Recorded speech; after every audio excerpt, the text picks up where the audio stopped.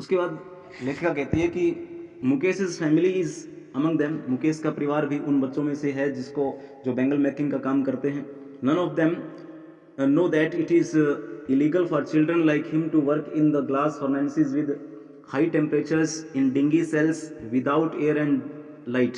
यानी उनमें से कोई नहीं जानता है कि हवा और प्रकाश से वंचित इन कोठरियों में उच्च तापक्रम पर, हाई टेम्परेचर पर शीशे वाली जो ग्लास फर्नेसेस हैं, यानी शीशे वाली जो भट्टियां हैं, उनके पास काम करवाना उस जैसे बच्चों के लिए गैर कानूनी है, इलीगल है. That the law if enforced could get him and all those 20,000 children out of the hot furnaces where they slog their daylight hours. यानी यदि उस कानून को लागू किया जाए तो वह और उस जैसे 20,000 बच्चे उन गर्म भट्टियों से छुटकारा पा सकते हैं जहां वे क्या करते हैं, अपना डे लाइट जो है ना, जो दिन का समय है वो स्लॉग करते हैं, यानी परिश्रम करते हुए बिताते हैं. मुकेश's eyes beam as he volunteers to take me home. यानी मुकेश की आंखों, जब वो मुझे घर ले जाने के लिए, स्वयं घर ले जाने के लिए आग्रह करता है, वॉलंटियर्स का मतलब आग्रह करना, आग्रह करता है अपने तरीके से, तो उसकी आंखों में एकदम से चमक आ जाती है. Which he proudly says is being rebuilt. यानी वो गौरव से कहता है कि उस घर को दोबारा बनाया जा रहा है. We walk down stinking lanes choked with garbage. यानी हम जो हैं कूड़े से बदबूदार, स्टिंकिंग का मतलब बदबूदार गलियों में से होकर के गुजरते हैं जो चॉक्ड विद गार्बेज, गार्बेज से भरी पड़ी हैं, कूड़े कचरे से भरी पड़ी हैं. Past homes that remain hovels with crumbling walls, wobbly doors, no windows, crowded with families of humans and animals coexisting in a primeval state. यानी जब हम वहाँ से गुजरते हैं, ऐसे घरों के, ऐसी झोंपड़ियों से गुजरते हैं जिन्हें होवेल्स कहते हैं, जिनके न तो वो एकदम से दरवाजे जो कमज़ोर हैं, कोई खिड़कियाँ नहीं है, मानव और पशुओं के परिवार जो है ना प्राइमेबल स्टेट में, यानी प्राचीन जमाने जैसे एक दूसरे के साथ साथ एक हालात में रहते हैं. ऐसे ही क्या है, he stops at the door of one such house. यानी वो इस प्रकार के घर के पास आकर के रुकता है. Bangs a wobbly iron door with his foot. और अपने पैर से क्या है, बैंग्स का मतलब ठोकर मारना, यानी हिलते हुए दरवाजे को पैर से ठोकर मारता है. And pushes it open. और इसे धक्का देकर खोल देता है. Dead grass is we enter a half built shack. Shack का मतलब झोंपड़ी, यानी आधे बनी हुई झोंपड़ी के अंदर प्रवेश करते हैं. In one part of it, इसके एक भाग में, थैस्ड विद डेड ग्रास, यानी घास फूस से ढका हुआ है. इसको एक भाग, आधे भाग क्या है, घास फूस से ढका हुआ है. Is a firewood stove over which sits a large vessel of sizzling spinach leaves. और एक कोने में क्या है, एक चूल्हा रखा हुआ है जिसके ऊपर एक बड़े सारे वेसल के अंदर, बड़े सारे बर्तन में पालक की पत्तियां उबल रही हैं. On the ground in large aluminium platters. Aluminium platters का मतलब जो एल्यूमिनियम की बड़ी बड़ी थालियां हैं, उनके अंदर क्या रखा हुआ है, आर मोर चॉप्ड वेजिटेबल्स. यानी और अधिक जो है कुछ और सब्जियां, कटी हुई सब्जियां रखी हुई हैं. A frail young woman is cooking the evening meal for the whole family. एक कमजोर सी महिला, जो कमजोर, फ्रेल का मतलब कमजोर सी, यानी एक कमजोर महिला जो है वो पूरे परिवार के लिए शाम का खाना बना रही है. Through eyes filled with smoke she smiles. और वह धुएं से भरी हुई आंखों से क्या है, धुएं से भरी आंखों से वह मुस्कुराती है. She is the wife of Mukesh's elder brother. वो जो है, वह महिला जो है मुकेश के बड़े भाई की पत्नी है. Not much older in years, आयु में बड़ी नहीं है. She has begun to command respect as the bahu. और उसे, परंतु उसे क्या है, बहू के रूप में एक समान आदर मिलना शुरू हो गया है, उसे आदर मिलने लगा है. The daughter in law of the house already in charge of 3 men, her husband Mukesh and their father.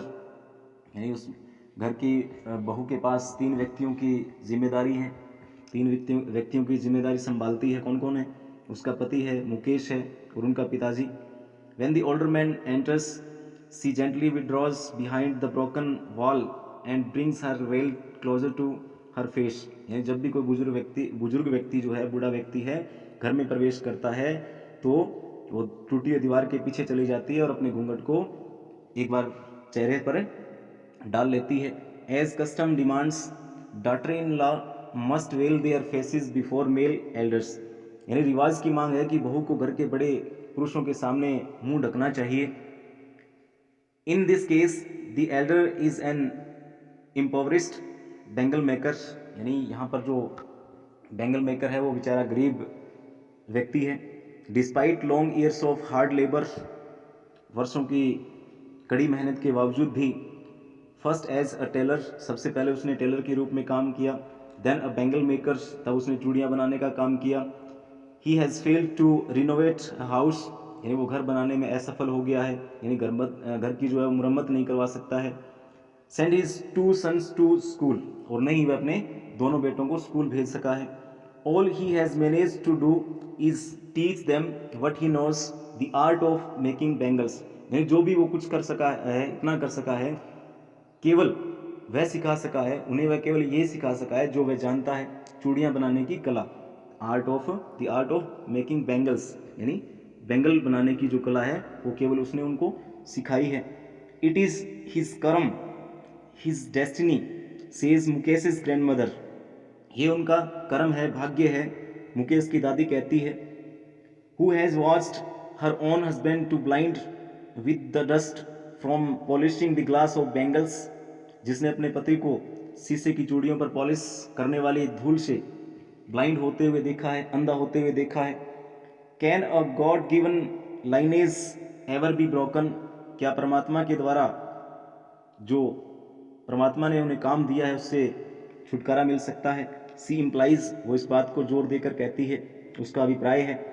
Born in the caste of bangle makers they have seen nothing but bangles in the house, in the yards, in every other house, every other yards, every street in Firozabad, यानी उसने क्या है, एक चूड़ियाँ बनाने वाले की जाति में जन्म लेकर उन्होंने केवल चूड़ियों के अलावा कुछ भी नहीं देखा है, यानी घर के अंदर, यार्ड में, आंगन में, और एक दूसरे घर में, दूसरे प्रांगण में, या दूसरे किसी के घर के आंगन में, यानी फिरोजाबाद की गलियों में भी चूड़ियों के ढेर उन्हें नजर आए हैं। Spirals of bangles, sunny gold, paddy green, royal blue, pink, purple, every colour born out of the 7 colours of the rainbow, यानी उसने क्या है, उसने हर रंग, जैसे कि चूड़ियों के गुच्छे, स्पाइरल्स का मतलब गुच्छे, यानी चूड़ियों के गुच्छे, धूप जैसी सनी गोल्ड, धान जैसे हरे, गहरी नीली, गुलाबी, बैंगनी, और हर उस रंग की जो इंद्रधनुष के 7 रंगों में होता है, हर प्रकार की चूड़ियाँ उन्होंने देखी हैं। Lies in mounds in unkempt yards are piled on 4-wheeled hand carts pushed by young man along the narrow lanes of the सेंटी टाउन, यानी उसने क्या है, उन घरों में प्रांगण जो है उनका ठीक नहीं किया गया है, अनकैम्प्ड जो प्रांगण है उनके अंदर आंगन में ढेर लगे हुए देखे हैं। उन 4 पहियों वाली रेहड़ियों पर ढेर लगा रहता है, जिन्हें इन गंदे मकानों के बीच में से, या इन गंदे मकानों के शहर के बीच में से एक नवयुवक के द्वारा, जो हैंड कार्ट्स हैं उनके द्वारा खींचा जाता है और खींचते हुए ले जाते हैं। And in dark hutments next to lines of flames of flickering oil lamps sit boys and girls with their fathers and mothers, यानी उन अंधेरी झोंपड़ियों में जो फ्लिकरिंग लैंप्स हैं, फ्लिकरिंग करते हुए टिमटिमाते हुए जो लैंप्स हैं, उनकी पंक्तियों के पास, उनकी फ्लेम्स के पास, उनकी लो के पास लड़के और लड़कियां अपने माता और पिता के साथ, फादर्स और मदर्स के साथ बैठ करके, welding PCs of coloured glass into circle of bangles, और विभिन्न तरह के बैठे शीशे के रंगीन टुकड़ों को जोड़कर सर्कल्स ऑफ बैंगल्स यानी गोल चूड़ियाँ बनाते हैं। Their eyes are more adjusted to the dark than to the light outside, यानी उनकी आंखें बाहर के प्रकाश की अपेक्षा अंधेरे के प्रति अधिक अनुकूल हो चुकी हैं, अधिक अनुकूल हैं। That is why they often end up losing their eyesight before they become adults, यही कारण है कि वयस्क होने के पहले ही, जो अडल्ट होते हैं, जवान होते हैं, युवा बनते हैं, उससे पहले ही क्या है, उनकी आंखों की रोशनी जो है वो चली जाती है, आंखों की रोशनी खो देते हैं, because of their dingy cells of light, यानी उन अंधेरी रोशनी, अंधेरी कोठरियों के रोशनी की वजह से उनकी आंखें जो है इतनी एडजस्ट हो जाती है उस अंधेरे के प्रति कि वो बाहर की लाइट की ज़्यादा उनको जो है ना वो कह सकते हैं एफर्ट नहीं कर सकते हैं, नहीं उसको सहन कर सकती हैं, और उनकी आंखों की रोशनी प्राय अडल्ट होने से पहले ही क्या है, ख़त्म हो जाती है। तो इसमें हमने देखा कि किस प्रकार से जो मुकेश का परिवार है बैंगल मेकिंग के कार्य में लगा हुआ है और किस तरह से वो उसकी दादी माँ अपने कर्म के बारे में बताती है कि उनका ये काम है, जो लाइनेज है, गॉड गिवन लाइनेज, जो वर्क दिया हुआ है ये उसको करना पड़ेगा, उसका डेस्टिनी है, ये उसका भाग्य है। इसका rest of the part we shall read in the next slide.